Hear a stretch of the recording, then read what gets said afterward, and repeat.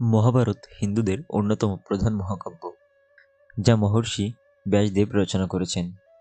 এটি কৌরব ও পাণ্ডবদের মধ্যকার কুরুক্ষেত্র যুদ্ধ এবং ধর্ম ও অধর্মের লড়াইকে কেন্দ্র করে গঠিত হয়েছে। মহাভারত সম্পর্কে অনেকের মনেই নানা ধরনের প্রশ্ন আসে। অনেকেই আবার মহাভারত বিশাল বলে পড়তেও পারেন না, কিন্তু মহাভারত সম্পর্কিত জ্ঞান অর্জন করতে চান। আজকের ভিডিওটি তাদের জন্যই।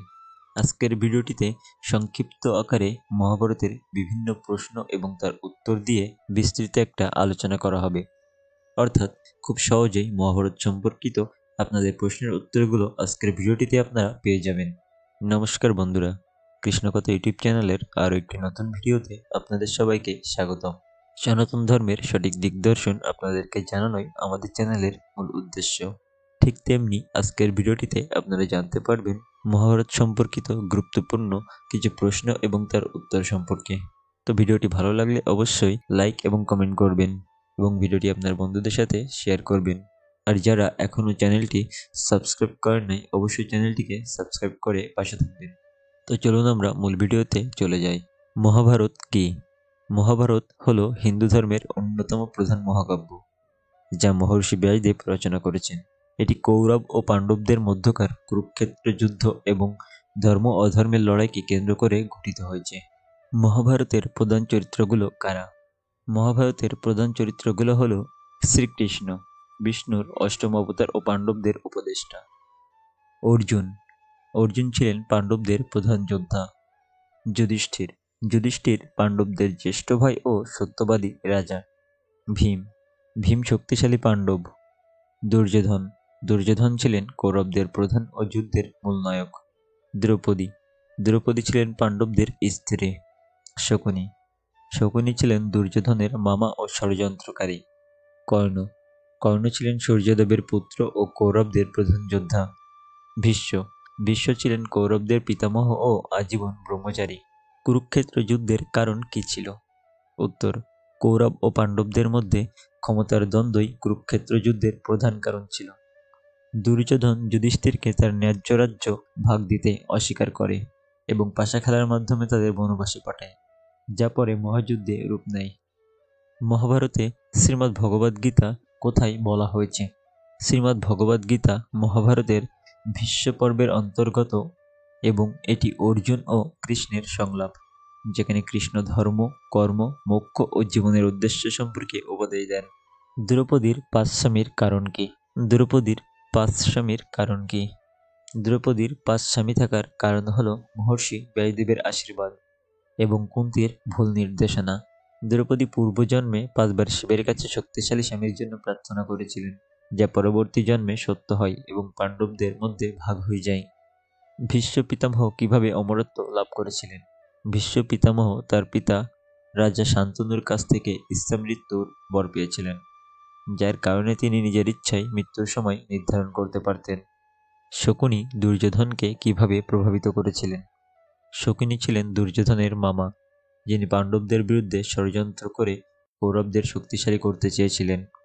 পাশা খেলায় কৌরবদের পক্ষে জিতিয়ে তিনি পাণ্ডবদের রাজ্য ও সম্মান কেড়ে নেন, যা যুদ্ধের মূল কারণ হয়ে দাঁড়ায়।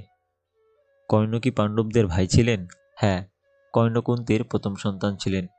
তিনি সূর্যদেবের আশীর্বাদে জন্মগ্রহণ করেছিলেন, কিন্তু কুন্তি তাকে জন্মের পর গঙ্গায় ভাসিয়ে দেন এবং তিনি এক রথচালকের পরিবারে লালিত পালিত হন।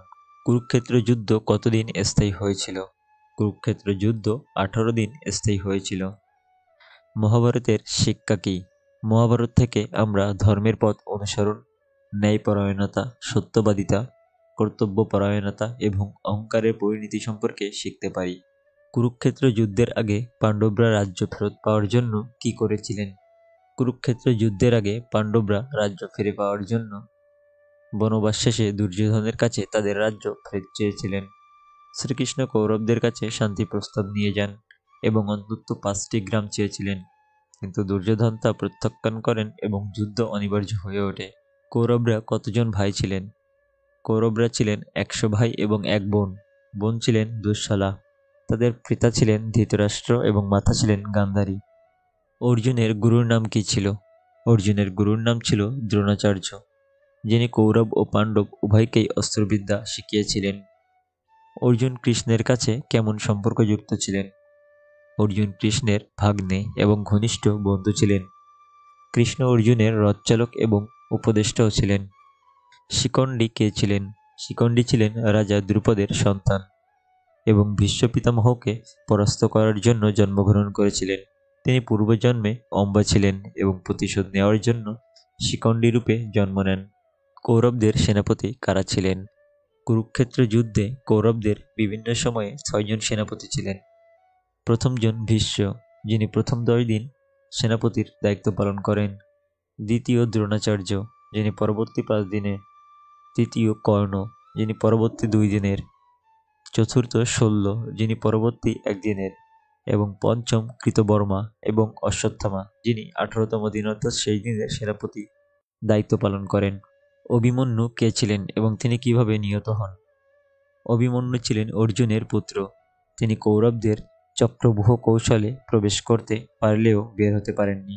কৌরবরা ষড়যন্ত্র করে তাকে নির্মমভাবে হত্যা করে। কৃষ্ণ যুদ্ধ করতে কেন রাজি হননি? কৃষ্ণ কৌরবদের বিরুদ্ধে সরাসরি অস্ত্র ধারণ না করার সিদ্ধান্ত নেন। তিনি নিরপেক্ষ থেকে কেবলমাত্র অর্জুনের রথচালক হিসেবে কাজ করেন এবং কৌশলগত পরামর্শ দেন। দ্রৌপদীকে অপমানের ঘটনাটি কিভাবে ঘটেছিল? পাশা খেলায় যুধিষ্ঠির দ্রৌপদীকে বাজি রেখে পরাজিত হন।